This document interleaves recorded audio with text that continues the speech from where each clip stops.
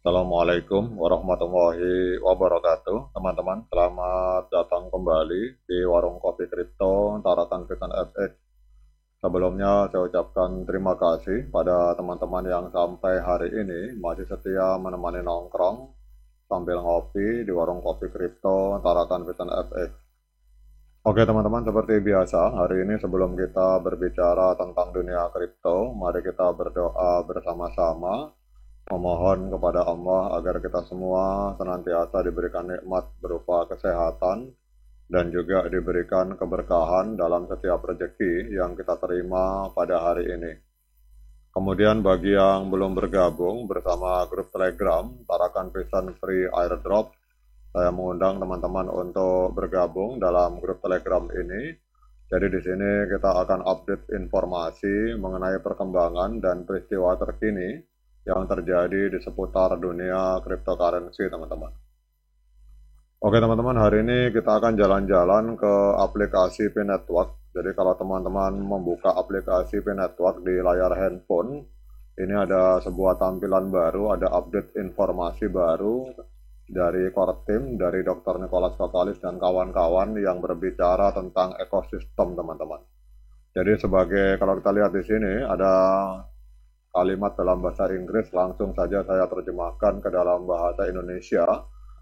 Jadi sebagai bagian dari persiapan menuju Open Network pada kuartal pertama tahun 2025, P-Network telah membuat aplikasi MyNetP itu dapat diakses melalui antarmuka ekosistem di P browser, teman-teman. Jadi sebanyak 20 aplikasi P telah disertakan dan lebih banyak aplikasi akan ditambahkan di masa mendatang. Jadi para pionir dapat menjelajahi aplikasi MyNetP ini, namun diharapkan berhati-hati dan menggunakannya dengan resiko sendiri karena aplikasi tersebut tidak dikembangkan atau didukung oleh P-Network, teman-teman.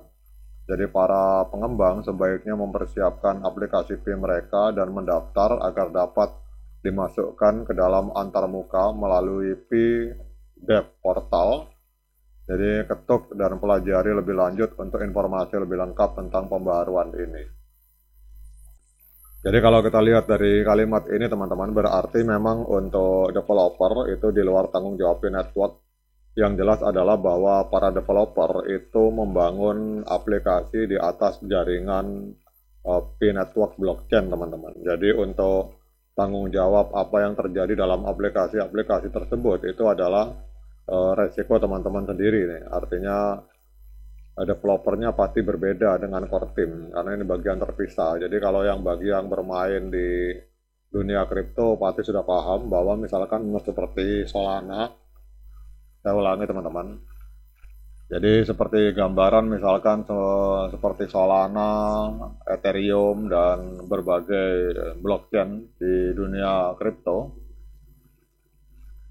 itu banyak sekali developer yang mengembangkan aplikasi di atas jaringan blockchain dari Solana maupun Ethereum, teman-teman. Tetapi apapun yang terjadi di dalam aplikasi tersebut itu di luar tanggung jawab dari pendiri Ethereum maupun pendiri Solana, karena aplikasi-aplikasi yang berjalan di atas jaringan blockchain dari Solana maupun Ethereum itu otomatis tanggung jawabnya adalah hubungan tanggung jawabnya, responsibility-nya itu antara developer aplikasi tersebut dengan para user atau para penggunanya. Jadi sama dengan seperti kita lihat di sini, ini The P2Go Travel Service, kemudian aplikasi Link4P, IP Mall, Explorer P, ini semua adalah aplikasi-aplikasi atau ekosistem yang berjalan di atas jaringan blockchain P-Network.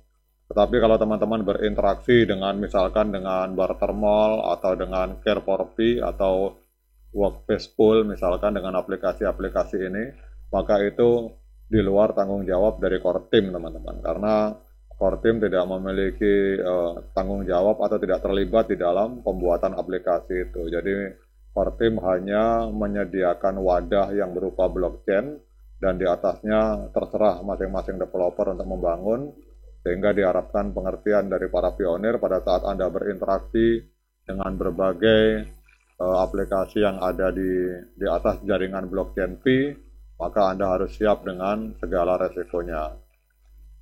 Jadi kalau kita lihat di sini teman-teman bahwa Pi Network ini telah merilis antarmuka yang memungkinkan aplikasi Mainnet Pi diakses melalui Pi Browser. Jadi antarmuka ekosistem ini terus berkembang untuk mengintegrasikan aplikasi Mainnet sejalan dengan misi dari Pi Network dalam memberdayakan pionir dan para pengembang dengan berbagai utilitas serta peluang baru.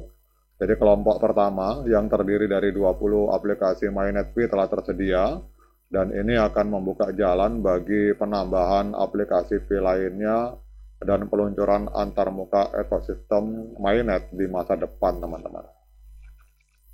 Jadi kalau yang teman-teman yang sudah tahu sebelumnya antarmuka ekosistem ini hanya menampilkan aplikasi testnet yang memungkinkan pengujian dan penyempurnaan aplikasi. Jadi setup ini memberikan kesempatan bagi para developer dan para pionir untuk mengeksplorasi fungsi aplikasi dan memberikan masukan di lingkungan pengujian, teman-teman. Dan ini pembaharuan ini untuk pertama kalinya memberikan akses dan menyediakan akses yang lebih mudah bagi para pionir ke aplikasi Mainnet Pi, di mana Pi secara real di Mainnet dapat digunakan untuk transaksi barang dan jasa. Dan ini adalah langkah penting dalam mempersiapkan ekosistem aplikasi menuju Open Mainnet di kuartal pertama tahun 2025, teman-teman. Jadi tujuan dari core team adalah untuk membuat sebanyak mungkin aplikasi Mainnet Pi dapat diakses melalui Pi Browser, dan langkah ini merupakan bagian dari upaya menjadikan ekosistem Mainnet tersedia bagi pionir dan publik, serta memperbaiki ekosistem Mainnet seiring waktu. Oleh karena itu, ketika para pionir menggunakan aplikasi-aplikasi ini, tanggung jawab untuk menilai resiko dan mengevaluasi aplikasi itu berada pada masing-masing individu pionir. Sama seperti saat menggunakan situs web tradisional di browser umum atau aplikasi Web3 di jaringan kripto lainnya. Jadi pionir perlu memahami bahwa Pi Network tidak pernah memverifikasi, mengevaluasi, mendukung atau meninjau aplikasi ekosistem yang tersedia melalui Pi Browser untuk alasan atau tujuan apapun. Jadi ini yang harus dipahami, teman-teman. Ini ada catatan, nah ini saya terjemahkan langsung sebenarnya.